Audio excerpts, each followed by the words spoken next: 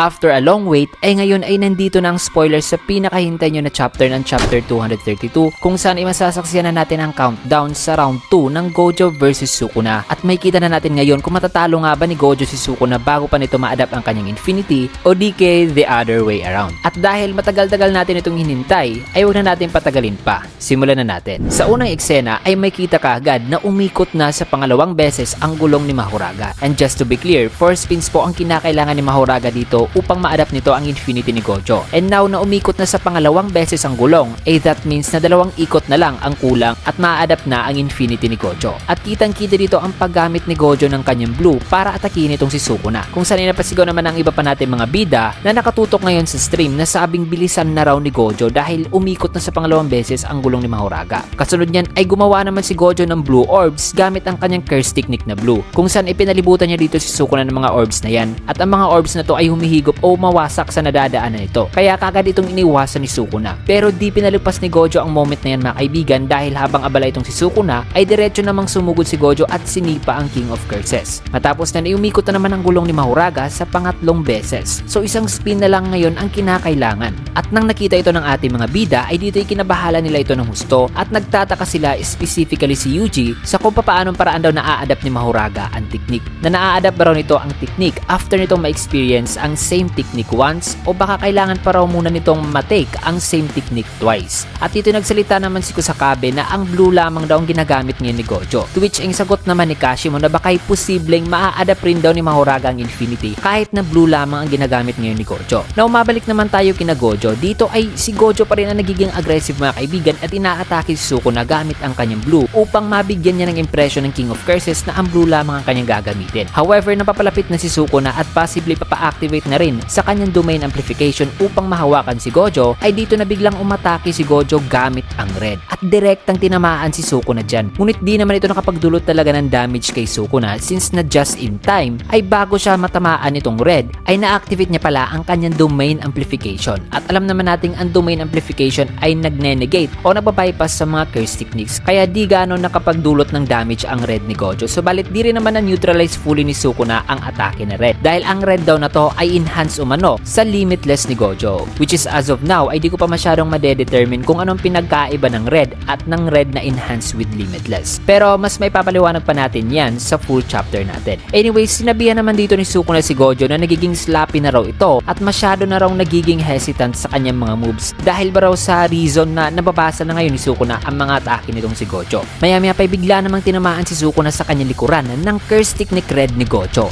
At ang red na yan ay ang red pala na inirelease ni Gojo kanina na bumalik kay Sukuna matapos nitong maikot ang building. At dito na sinalubong ni Gojo ng suntok si Sukuna mga kaibigan matapos matamaan ng napaka-solid na red. At ang suntok na sumalubong ngayon kay Sukuna mga kaibigan ay isang Black Flash. My goodness, isang uri ng atake na 2.5 times na mas malakas sa isang normal punch na may naka-imbued na curse energy. Isang Black Flash mga kaibigan. At considering na mas malakas ang suntok ni Gojo kumpara sa ibang mga sorcerers at sa moment na to ay isang Black Flash pa talaga ang nai-release ni Gojo kay Sukuna directly, ay dahil sa sobrang lakas ng Black Flash na yan ni Gojo mga kaibigan ay namuti ang mga mata ni Sukuna dito. Grabe, for the very first time ay finally nakita na natin ang Black Flash ni Gojo in action. At tignan nyo nga naman ang reaksyon ng ating mga bida matapos mai-release ni Gojo ang Black Flash. At tignan nyo ang reaksyon ni Yuta dito mga kaibigan na napanganga. At pati si Shoko ay nawala rin ang pagka-poker face. At dahil sa sobrang lakas ng Black Flash ni Gojo mga kaibigan ay nang papahimatay na itong si Sukuna ay biglang nahulog ang gulong ni Mahoraga. Maya-maya pa sa pang-apat na pagkakataon ay umikot na naman ang gulong ni Mahoraga. Kung kaya't dito na bigla ang natrap si Gojo sa isang shadow. And then napasigaw na dito si Yuta at Yuji na sabing sense. Nang biglang lumabas si Mahoraga sa shadow na yan at inislash si Gojo directly. At bakas sa mukha ni Gojo mga kaibigan ang pagkabigla na ngayon na-adapt na ni Mahoraga ang kanyang Infinity.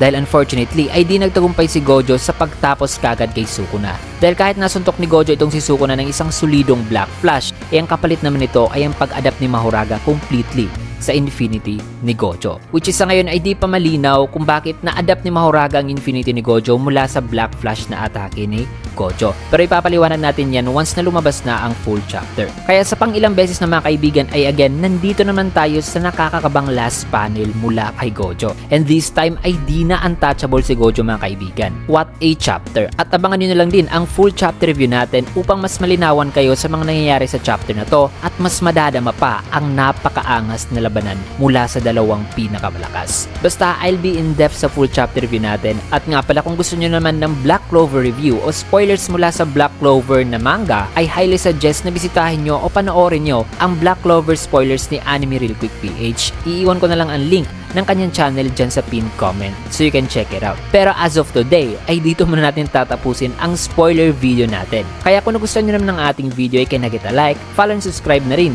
upang palagi maging updated sa mga latest nating uploads. Maraming salamat and see you guys again on my next video.